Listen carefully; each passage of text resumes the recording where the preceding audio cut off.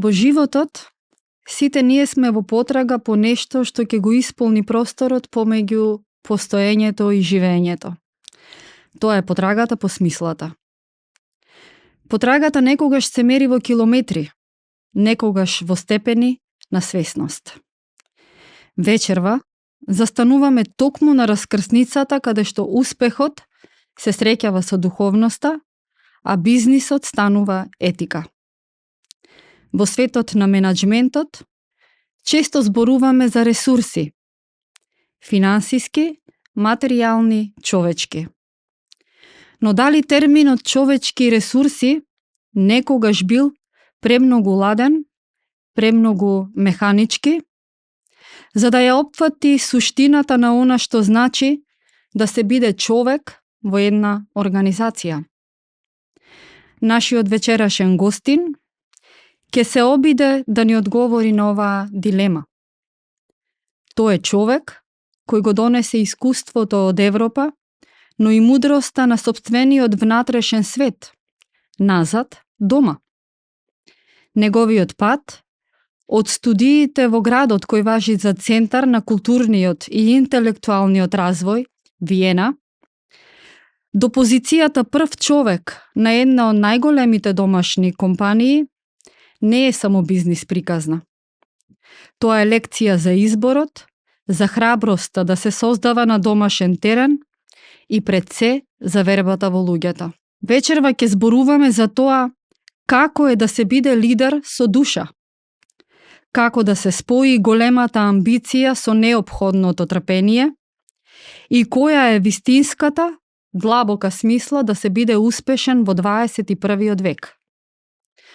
Со големо задоволство ја отвораме нашата дискусија со човекот кој ја пренесува виенската лекција во македонскиот контекст.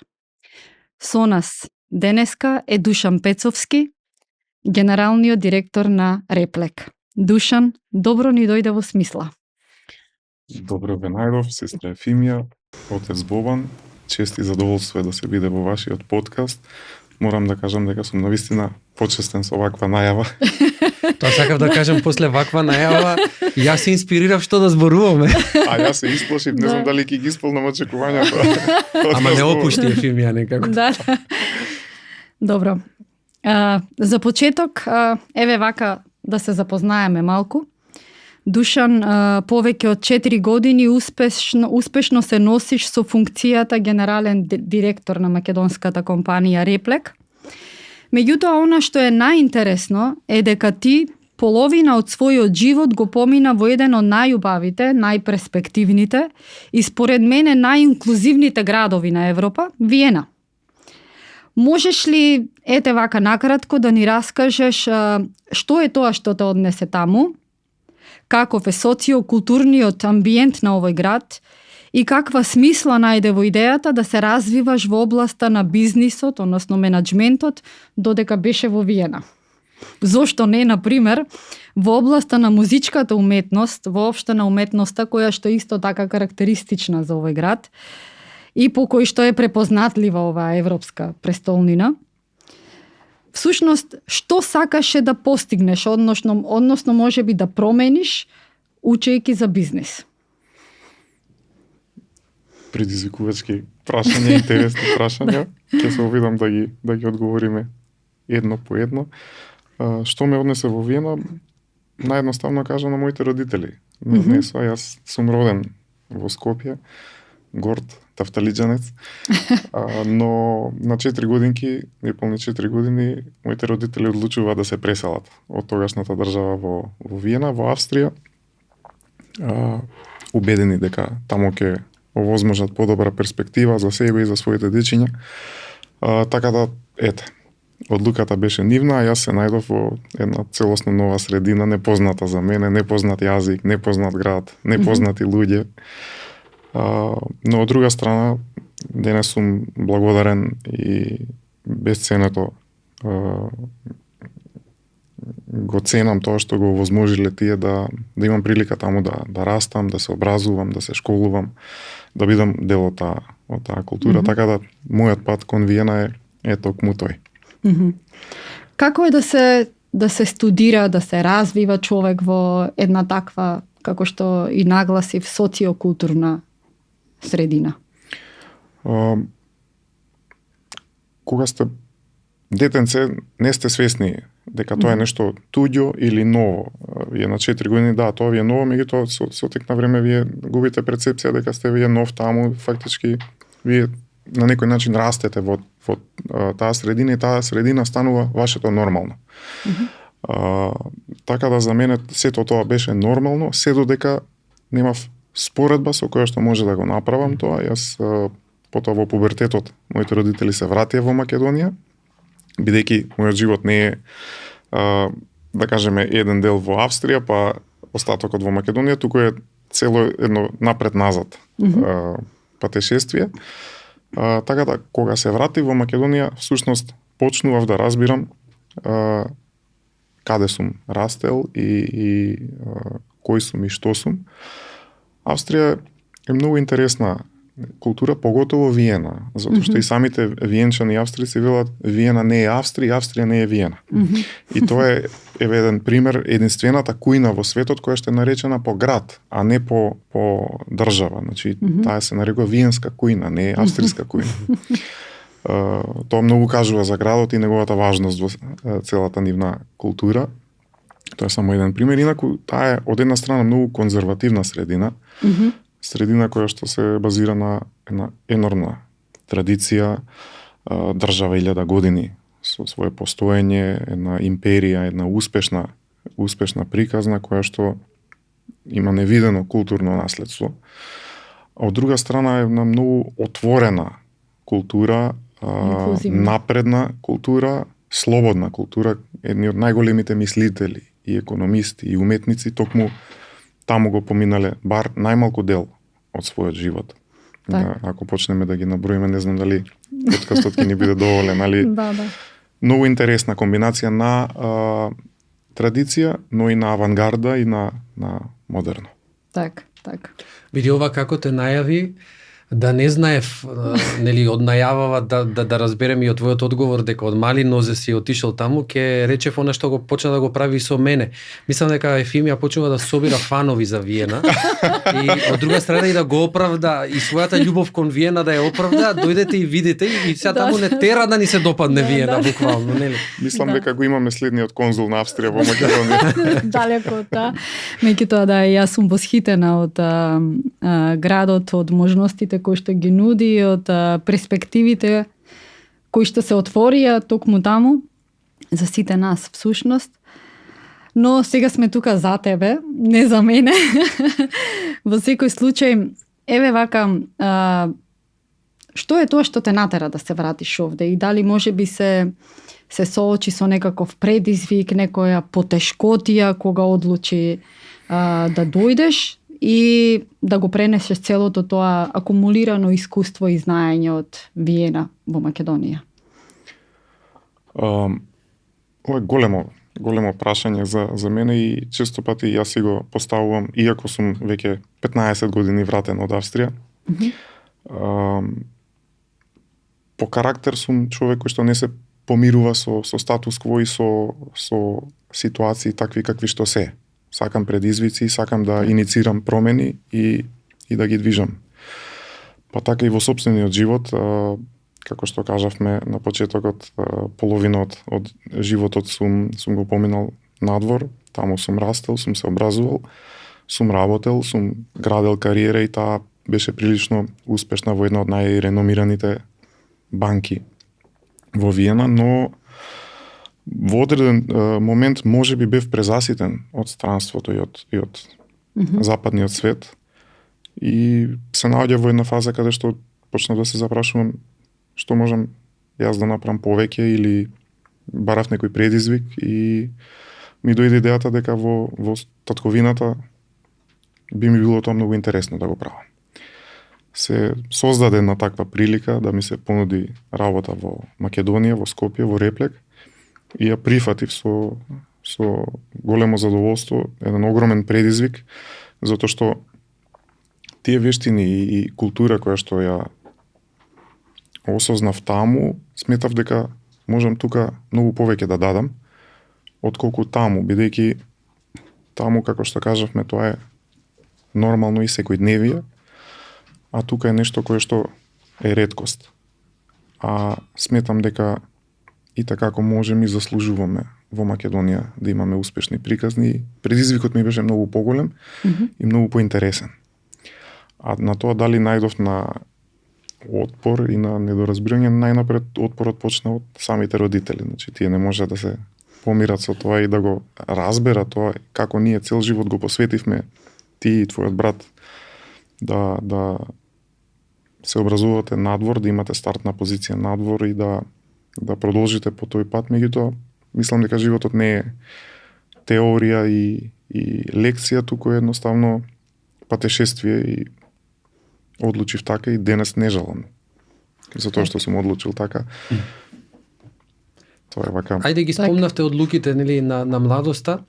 Еве ние во смисла бараме да им ја предочиме смислата и на младите луѓе.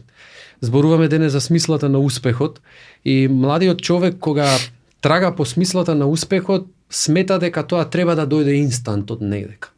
Не е дека нешто за кое што треба да се потрудиш, да вложиш дел од својата енергија, емоции и така натаму.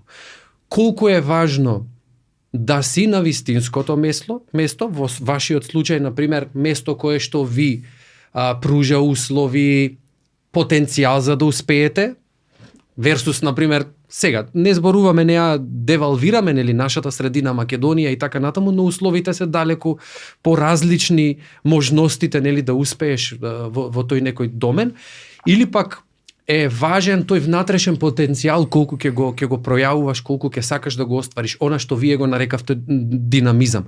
Мислам дека денешните нашите младите сме престатични. Дали е тоа заради неискуството што го немаме? Долго време бевме затворени, не патувавме надвор, не можевме да видиме различни култури, различни можности и така натаму и така натаму.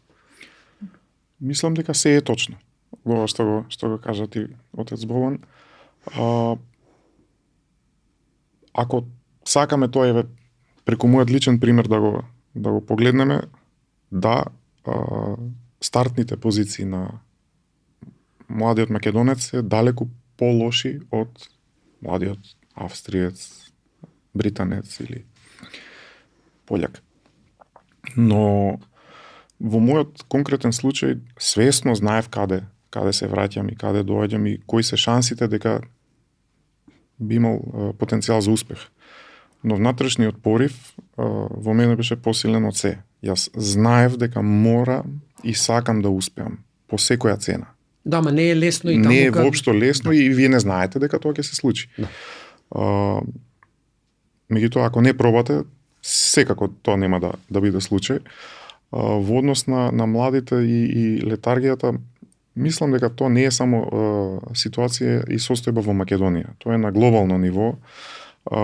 Светот е многу динамичен, имаме наплив на информации во минутата и светот е многу променет, па и кај нас, нели, со сите социјални мрежи, медиуми, интернетот и начинот на живење. И се согласувам дека на инстант гратификација и инстант резултат, ние тоа го гледаме преку социјалните мрежи. Фокусирани сме на резултатот, а не што стои зад резултатот и претходницата на тој резултат.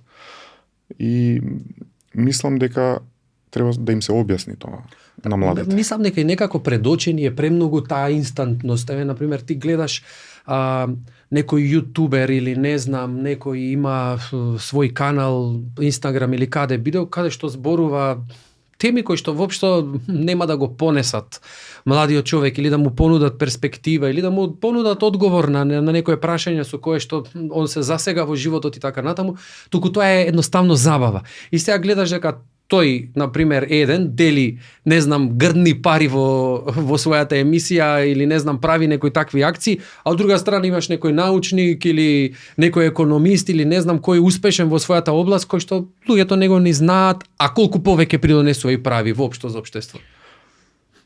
По мене тука има два аспекти. Прво,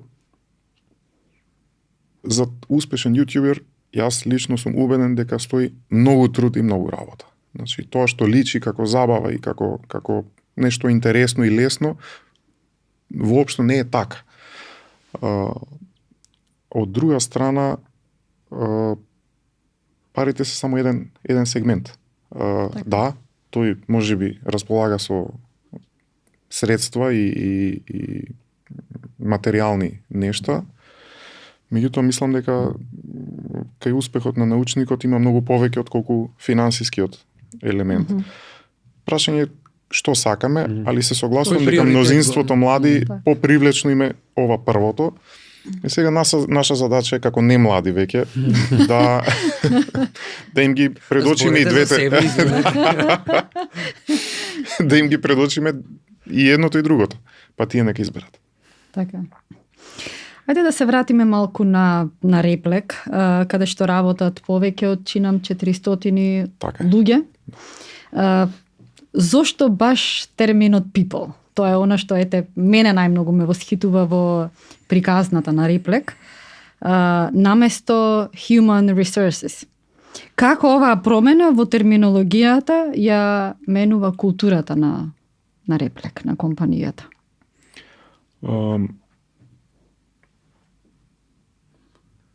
Многу ми беше важен тој аспект во компанијата и кога се создаде прилика да ние како нов менеджмент имаме шанса да менуваме работи, еден од главните приоритети токму тој беше.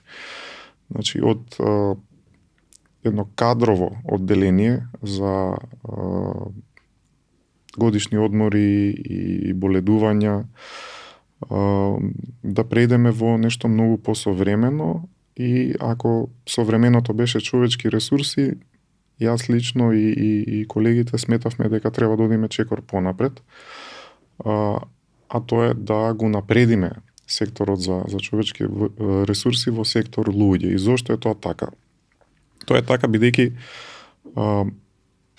лично сум сведок на компанијата Реплек и од една друга позиција како најобичен вработен и одговорно тврдам дека таму во компанијата има луѓе, а не ресурси. И тие луѓе имаат свој идентитет и своја визија и се чувствуваат како дел од компанијата. Значи, таква љубов за една компанија јас во Австрија немам видено.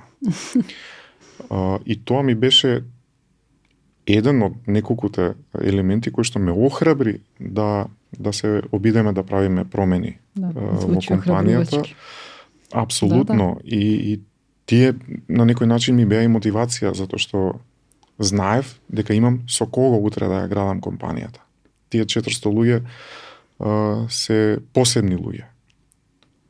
Се луѓе кои што си ја сакаат компанијата, се идентификуваат со компанијата и се спремни да дадат екстра чекор за компанијата. И веројатно и една од причините зашто компанијата е на добар пат во изминатите 4 години. Инаку сметам дека луѓето не се ресурс. Јас често пати велам, луѓето се компанијата, бидејќи ако ги нема нив, џабе ги имате и машините, и компјутерите, и производите. Тие се душата на компанијата. Така. А инаку ретко кој знае, една од моите 2 магистерски тези е токму на темата човечки ресурси и иако образованието меѓу другото ми е во насока на бизнис, пасија ми е луѓето и управување со луѓе, работење со луѓе. Тоа е нешто кое што секогаш ме фасцинирало. Дали стои можеби некоја лична приказна за таквиот пристап? Некое лично искуство? Еве, например, јас имам моје духовно чело, кој што така поседува една компанија, во моментот прави еден проект во кој што најдобрите од своите работници во насока да ги награди, во насока да ги задржи, затоа што денешниот пазар го изискува и како тоа, квалитетните, веќе богати со искуство да ги задржиш, им дава удел во тој свој нов проект. Значи, тие да бидат сопственици, покрај тоа што ќе продолжат да работат, но ова како да им биде екстра. Сега, значи тоа повторно го кажав, го прави сугубо и со интерес, но и заради чувството кое што го има, кое што потекнува од неговата лична приказна дека сака да помага и дека сака средината во која што тој работи постои да биде семејство во кое што ќе се споделуваат нештата. Има ли во твојот случај некоја лична приказна можеби зошто тоа така? Зашто знаете не секогаш можеби може на крајот да биде позитивно сето тоа, па да имаме ние позитивен фидбек од луѓето, затоа што ги имаме и негативните стории на моментот, каде што колку повеќе им даваш на луѓето, а толку повеќе тие и не знаат да ти вратат. Отец Богдан, ова по мене е фантастична тема и може да разговараме за неколку аспекти тука. Пред се сум искрен сам со себе и пред себе. Вие како лидер и како прв човек во компанијата, најмногу луѓето се фокусирани на какви вие бенефити имате со таа позиција. А прито не разбираат дека тие бенефити се наменети за вие да функционирате на таа позиција. Не се бенефитите за вие да ги уживате нив. Таа позиција е чест, меѓутоа е огромна одговорност. Ние денеска гледаме само на бенефитите, не гледаме на одговорностите.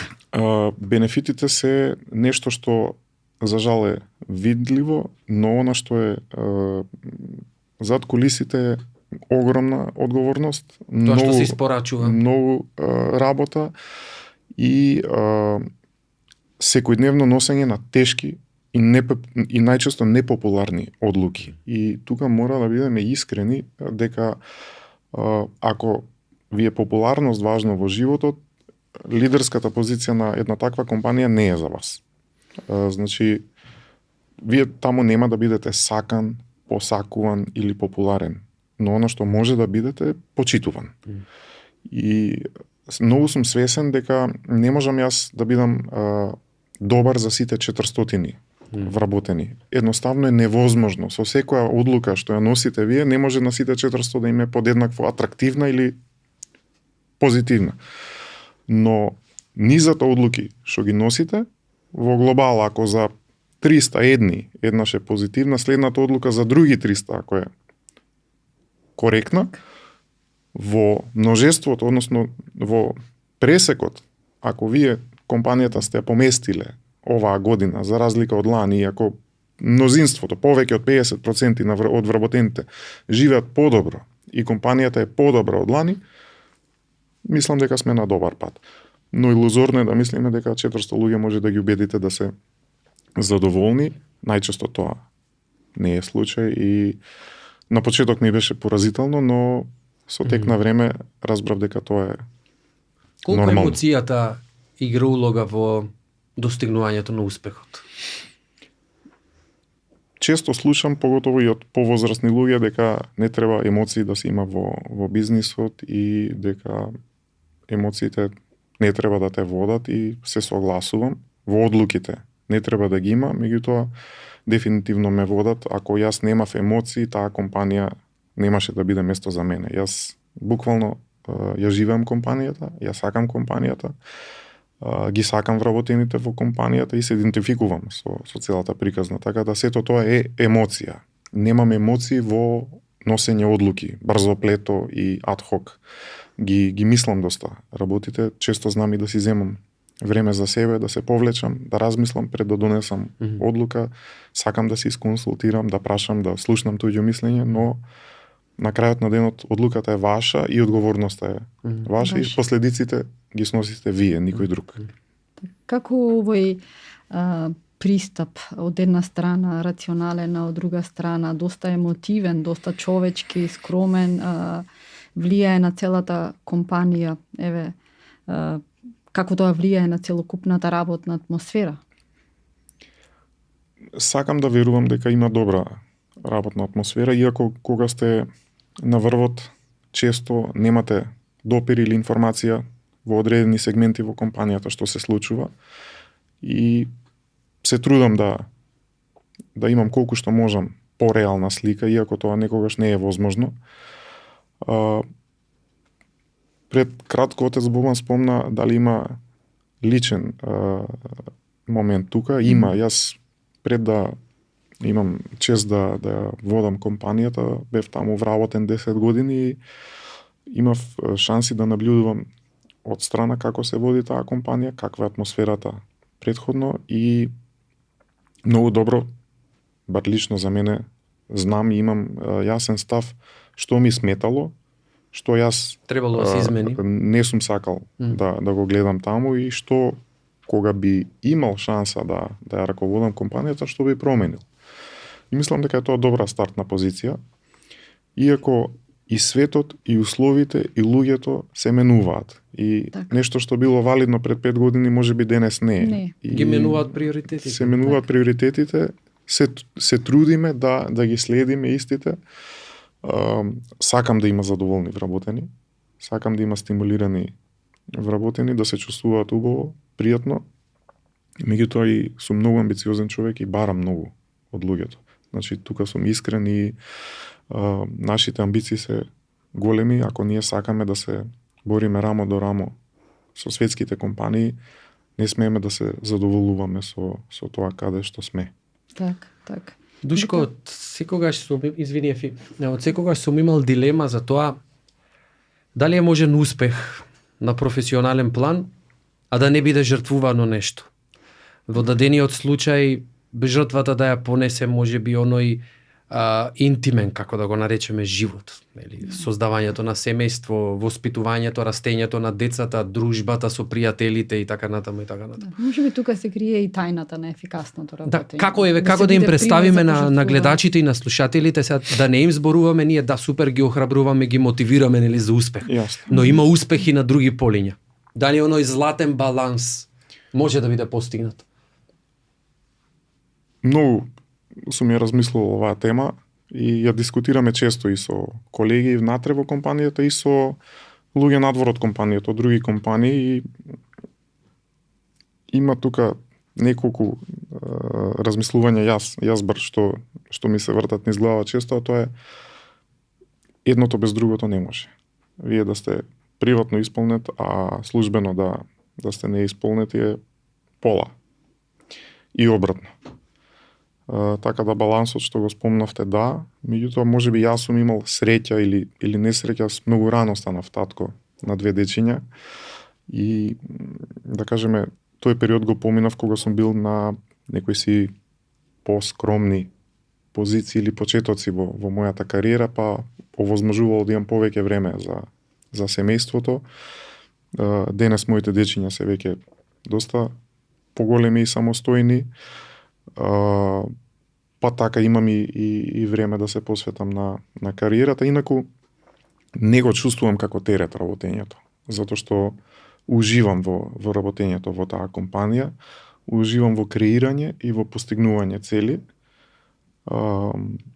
Сакам предизвици и тоа ме води напред и ми дава енергија и да бидам и добар татко, а кога сум добар татко ми дава енергија да бидам и добар лидер. Одлично. Веројатно тука и тајната е можеби во успехот и во тоа не секогаш да се подпираме нели само на себе, туку и на тимот, кој што веројатно треба со своето искуство и знаење да го создадеме за да може да понесува дел од товарот. Јас еве често сум се судрувал дури кај мене, јас кога сум работел, сум бил и нели на некои позиции во црквата, каде што кога си сам и кога преуспеваш сам или ги постигнуваш нештата сам, кога ќе дојде предизвикот дека не можеш нешто сам да постигнеш, е онаа дилема дали ќе биде онака како што сам ќе го сработиш тоа. Так. Дефинитивно, јас сум имал среќа да работам со прекрасни луѓе во Реплек и кога сум бил представник за странските пазари, имав прекрасен, предпоставен и денес не крием, тоа е колегата Коста, еден од тимот, и останатите, Маријан, Тања, Офелија, другата Тања, Марија, тоа е оној најтесен круг на соработници, меѓутоа и останатите 400 вработени. Без тим не би било ова возможно. Значи, јас уживам да соработувам со тие луѓе. Секако дека има предизвици и тешки ситуации, проблеми кои што треба да се решаваат и размислуваат, и често пати имаме и различни мислења, и не ви е некогаш пријатно и да слушнете нешто и да кажете нешто, меѓутоа генерално се гордам со тоа што го има во компанијата, и слободно можам да кажам дека таа компанија и без мене би можела да продолжи по тој пат што е траектиран и ќе има многу успеси. Очигледно се трудите да се како тим се трудите да создадете на успешна приказна. Заедничка успешна приказна, бидејќи сигурно не е лесно да се обединат во еден правец толку многу различни луѓе, различни карактери.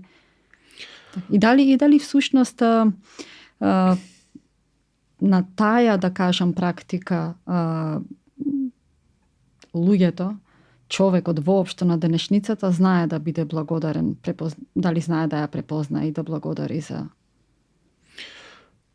Во однос на препознавањето, тимот и останатите колеги, мислам дека зависи со какви побуди сте вие нафатиле на таа позиција. Ако сте автентични, искрени и верувате во тоа што го зборувате и правите, мислам дека тоа се препознава и лесно ќе ве заследат луѓето. Добро, и тие луѓе околу вас не се случајни луѓе, така, нели? Не се случајни, ние сме на многу слична бранова должина, се разбираме со поглед, делиме исти вредности, во однос на благодарноста и препознавањето на тоа што го правите.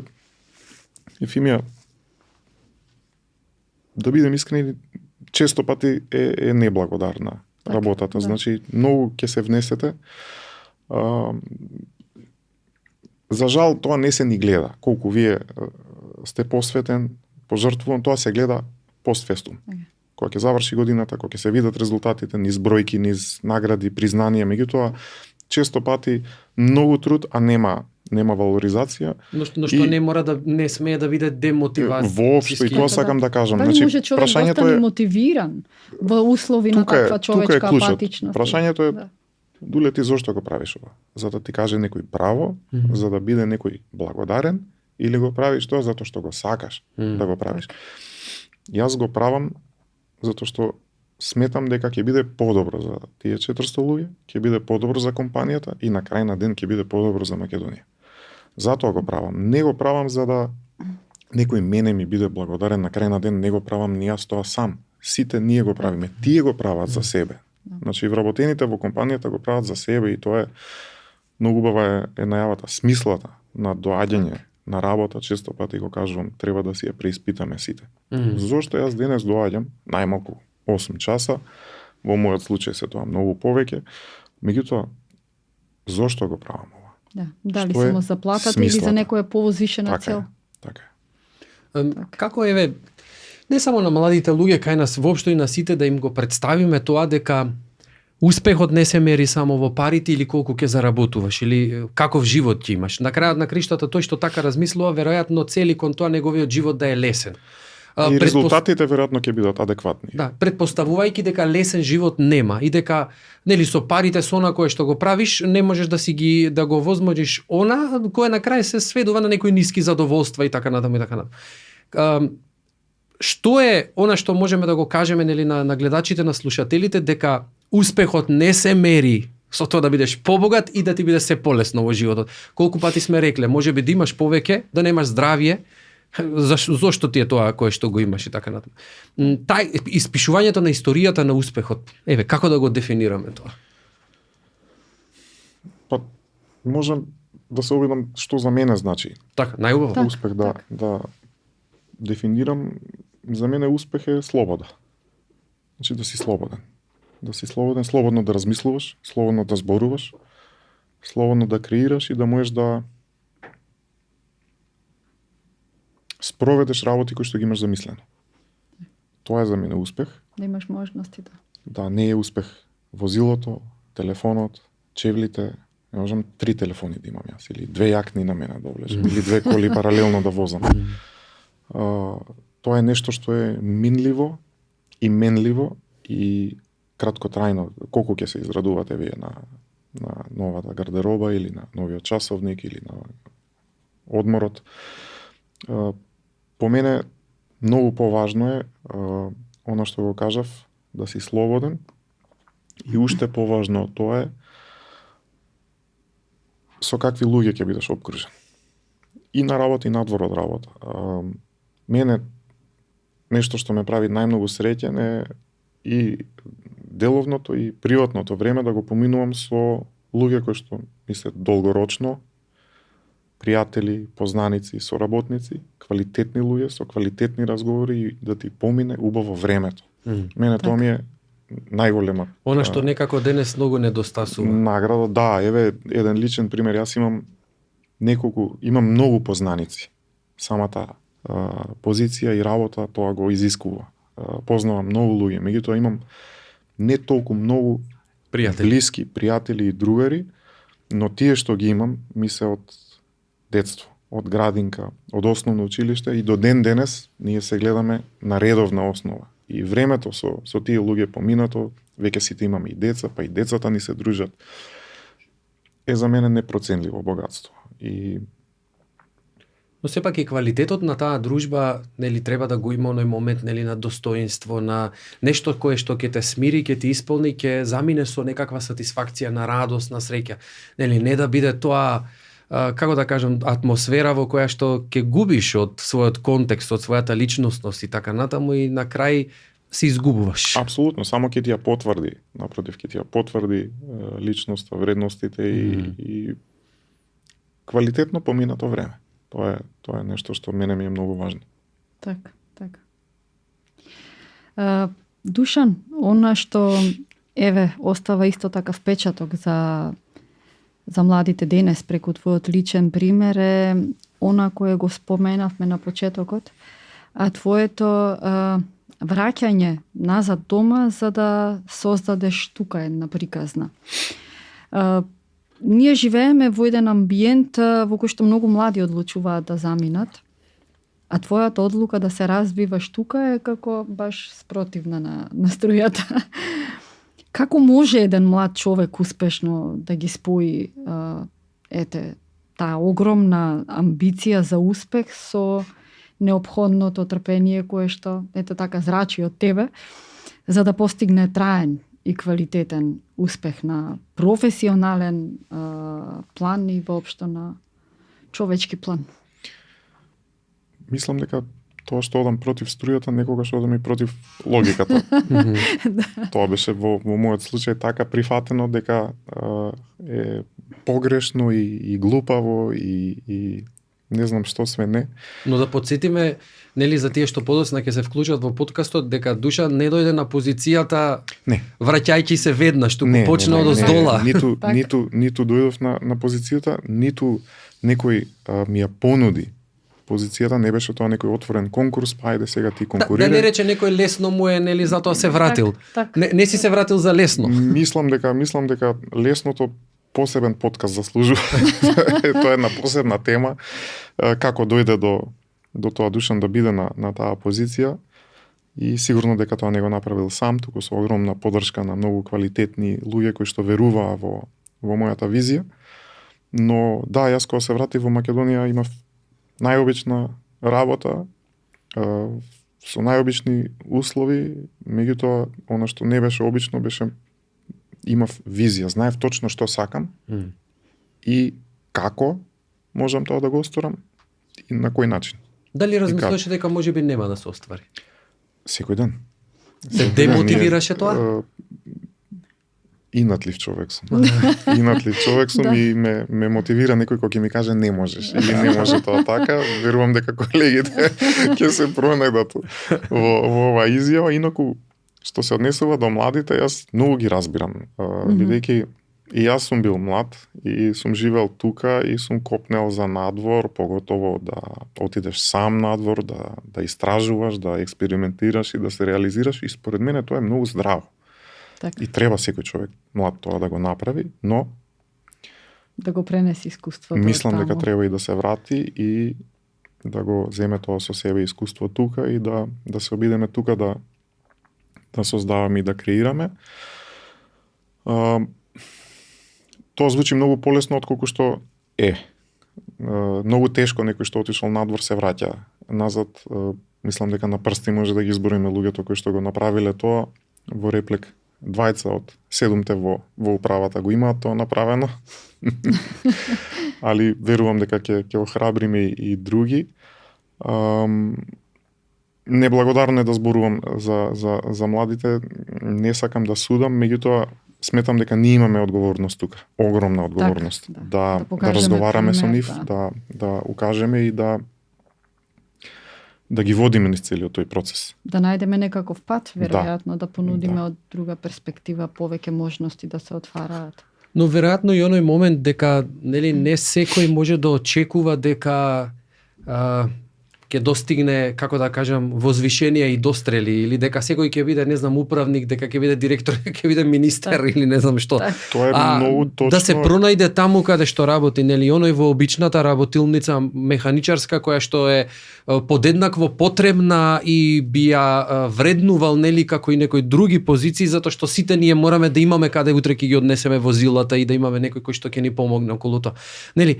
Секој да се можеби со своето ниво кое што го заслужил, толку се потрудил и така натаму, да биде задоволен и балем таму да се потруди. Дефинитивно и обратно. Ако отидете вие надвор, не значи дека ќе бидете успешен, задоволен или среќен, или дека ќе имате добри услови за живот, може и полоши ќе ви бидат од што сте ги имале тука. И тоа е една голема неизвестност. Мислам дека тука малку се создава и една илузија. Дополнително се согласувам дека не треба и не може секој да биде челник, ниту па е тоа нешто подобро од некоја друга позиција. Еве, повторно ќе кажам, можеби личи атрактивно, меѓутоа секојдневно вие се соочувате со одлуки кои што треба да ги донесете, најчесто непопуларни, решавате проблеми, изнаоѓате решенија и таа позиција носи огромна одговорност. Ви дал некој доверба, во нашиот случај тоа е акционерско друштво и има околу 700 акционери, собственици на компанијата, значи тие ви ја довериле таа позиција, очекувајќи дека вие ќе ја носите секогаш најдобрата одлука за компанијата. Така да, колку и тоа да изгледа сјајно од страна, си носи и огромни предизвици. Но еве веројатно и тоа ме држи при земја. Не ми дозволува значи многу сум свесен и повторно ќе кажам, многу ја почитувам таа позиција, имам огромен респект кон тоа што ми е доверено и се обидувам да раководам најдобро што можам и да не разочарам.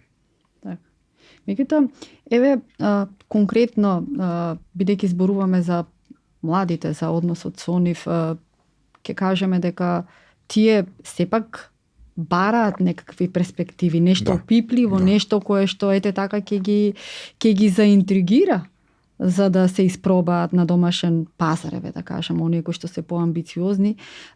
Нуди ли Реплек некаква конкретна перспектива за младите? Значи, каква внатрешна политика имате?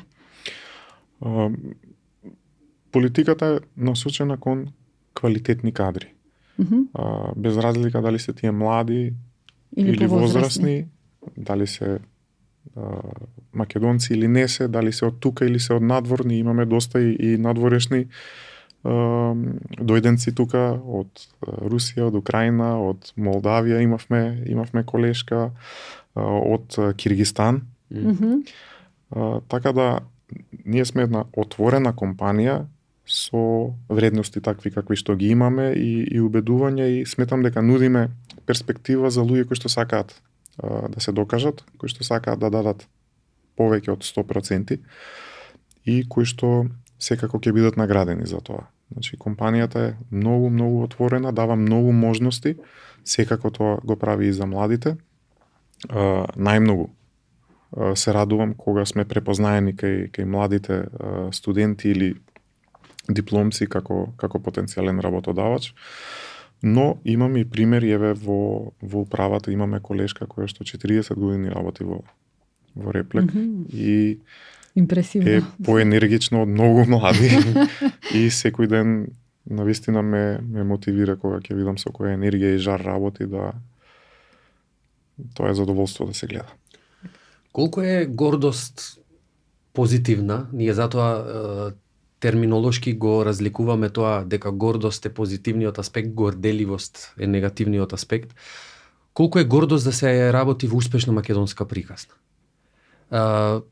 Колку е гордост тоа, нели, припаѓајќи во контекстот во кој што се наоѓаш и национално, но и просторот во кој што живееш, нели, да еден таков бренд биде препознаен, се наоѓа и надвор од границите.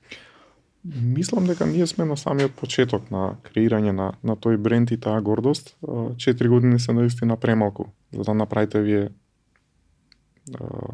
некаков сериозен импакт, поготово на глобално ниво, но можам да забележам големи разлики од пред 4 години и сега.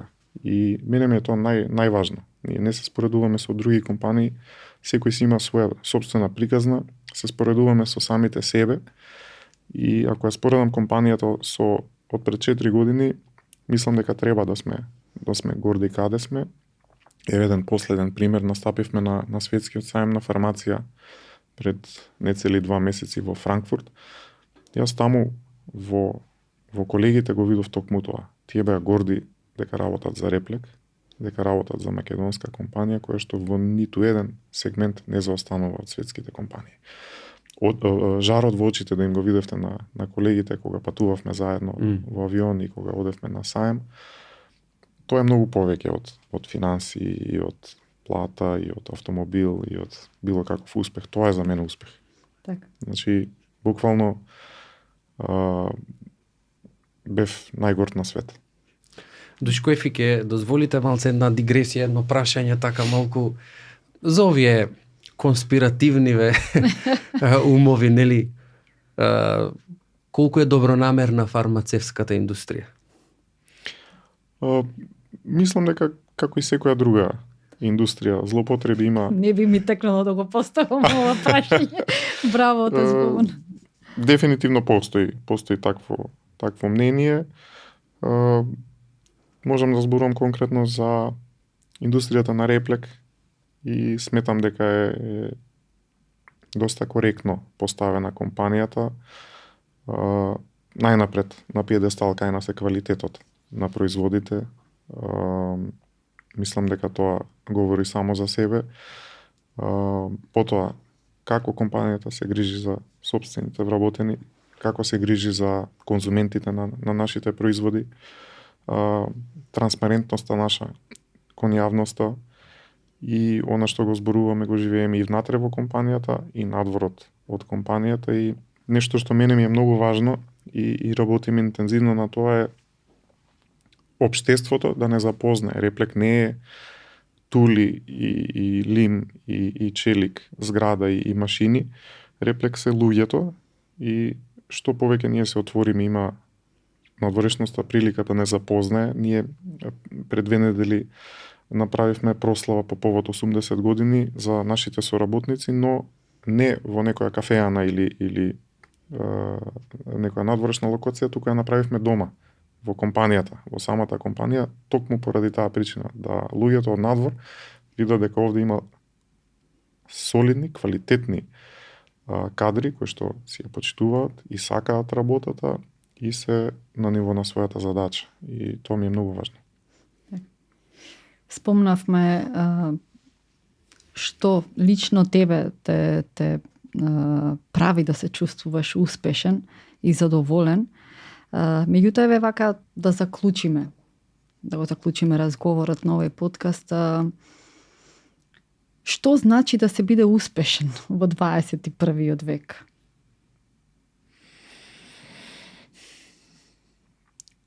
Односно, како треба да бидеме успешни во 21. век?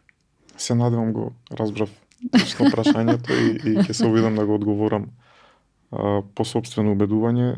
За мене значи да си успешен, да си свесен каква одговорност носиш,